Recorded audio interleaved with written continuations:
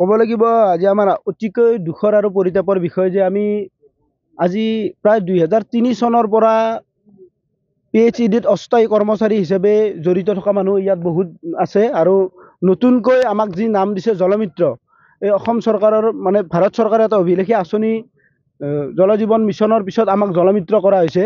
আচলতে আমি জলমিত্ৰ নাছিলোঁ, চৰকাৰে আমাক মেৰ পাছত বান্ধ খুৱাবৰ কাৰণে জলমিত্ৰ নামটো দি লৈছে আৰু যাৰ বাবে এতিয়া আমি জলমিত্ৰ হিচাপে পৰিচিত হৈছোঁ।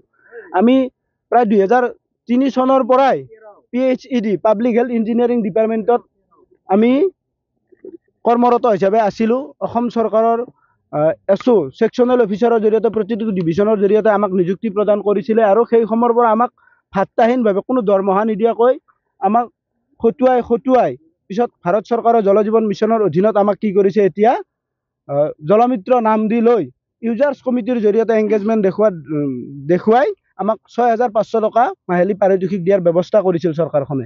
আৰু আমাৰ সেইখিনিতে আমি সন্তুষ্ট থাকি পৰ্যক্ৰমে আমি আলোচনাৰ মাধ্যমেৰে অসম চৰকাৰৰ লগত জড়িত হৈ কি কৰিছিলোঁ, আমাৰ ডিচেম্বৰৰ 20 তাৰিখে আমাক কি কৰিছিলে এটা ভাল সংবাদ শুভ সংবাদ আমাক দিম বুলি চৰকাৰে প্ৰলোভন দি ৰাখি থৈ দিছিলে।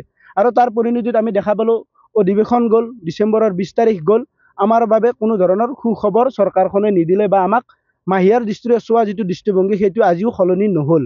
সেই পৰিপ্ৰেক্ষিততে আজি আমি কেন্দ্ৰীয় সমিতিৰ নিৰ্দেশ মৰ্মে অসমৰ যিমান ডিভিজন সাব ডিভিজন আছে সকলোতে আজি এই কাৰ্যসূচীটো ৰূপায়ণ কৰা হৈছে আৰু আমিও তামুলপুৰ জিলা সমিতিৰ ফালৰ পৰা ইয়াত আমি এই কাৰ্যসূচীটো ৰূপায়ণ কৰিছোঁ আৰু অসম চৰকাৰক এই কাৰ্যসূচীৰ জৰিয়তে সকীয়াই দিব বিচাৰিছোঁ যে জলমিত্ৰসকল অবিহনে যে জল জীৱন আঁচনিয়ে হওক যিকোনো আঁচনিয়ে যে পৰি ৰ'ব, মাত্ৰ ঠিকাদাৰক ঠিকা দিয়ে বা ইয়াৰ চকীত বহি থকা SDO ইঞ্জিনিয়াৰক দৰমহা দি থাকিলে যে আঁচনিটো নচলে, এই কথাটো আমি আজি অসম চৰকাৰক ইয়াৰ পৰা সকীয়াই দিব বিচাৰিছোঁ যে জলমিত্ৰসকলে হৈছে এই আঁচনিটোৰ মূল মানুহ।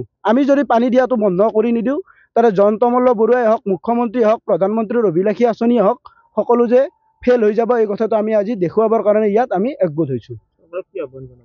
চৰকাৰলৈ এইটোৱে অনুৰোধ জনাইছোঁ, যিটো চৰকাৰে আমাক কথা দিছিল ডিচেম্বৰৰ 20 তাৰিখে এটা ভাল খবৰ দিম বুলি, যে আমাক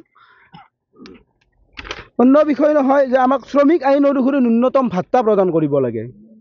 এজন কৰ্মচাৰী 6500 টকা মাহত হ'লে দিনটোত কিমান টকা দৰমহা পৰে সেইটো সকলো বিষয়ববীয়া বা সকলোৱে জানে। 6500 টকাত এটা পৰিয়াল চলা কেনেধৰণৰ অসুবিধা হয় সকলোৱে জানে। গতিকে আমাক নিম্নতম ভাত্তা প্ৰদান কৰক। আমাৰ জীৱনৰ নিৰাপত্তা প্ৰদান কৰিবৰ কাৰণে পৰিয়ালৰ নিৰাপত্তা প্ৰদান কৰাৰ ব্যৱস্থা কৰিব লাগে। যোৱাকালি আমাৰ দুৰ্ভাগ্যবশতভাৱে এজন শ্ৰমিক মানে কি কৰিছিল, এই কৰ্মৰত অৱস্থাত থাকোঁতেই ইলেক্ট্ৰিকেল শ্বৰ্ট হৈ মানুহজন মৃত্যুবৰণ কৰিছে। আজিলৈকে কিন্তু চৰকাৰে এইটো ক্ষেত্ৰত একো ভূক্ষেপ প্ৰদান কৰা নাই বা কোনো ধৰণৰ আশোহা বা সন্তোষজনক পৰিস্থিতিত আমাক আনি দিব পৰা নাই বা পৰিয়ালটোলৈ কিবা এটা দিওঁ বা মানুহজনৰ স্বাস্থ্যজনিত কিবা এটা কৰোঁ এনেকুৱা নহয়। মানুহজন মৰি গ'ল, মানুহজনক একো সকাহ দিয়া নাই।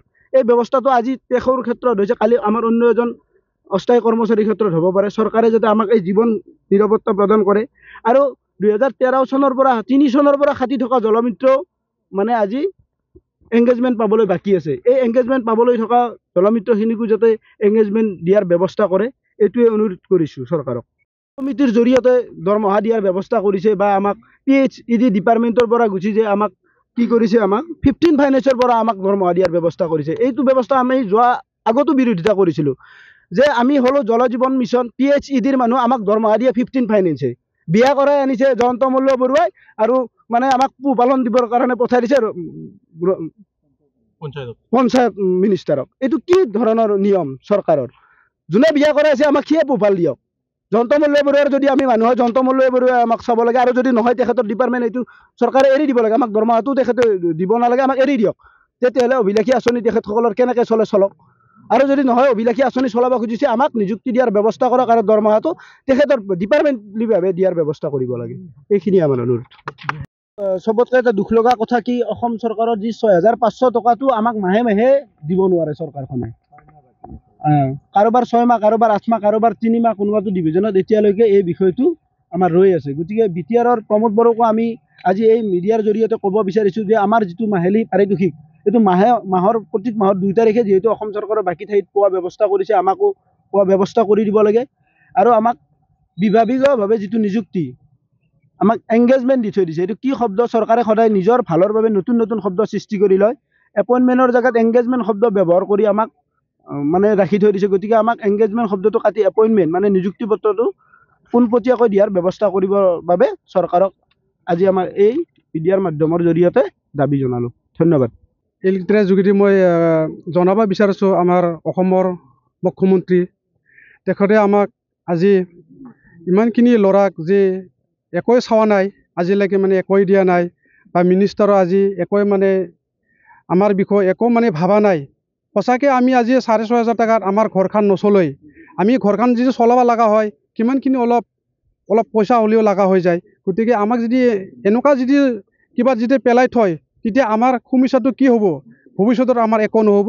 ইয়াৰ কাৰণে আমি চৰকাৰক অনুৰোধ কৰিছোঁ, আমাৰ যিমানখিনি অসমৰ জলমিত্ৰ আছে তো সকলোৱে মানে এই যে আজি ধৰ্ণা কাৰ্যসূচী যিমানখিনি মানে আমাৰ 45টা ডিভিজনত কাৰ্যসূচী লোৱা হৈছে, গতিকে চৰকাৰৰ ফালৰ পৰা যদি একো যদি ভাল যদি খবৰ যদি নাহে, পুনৰ আৰু এই আন্দোলনখন আকৌ মানে চলাই থাকিব। এইখিনিয়ে।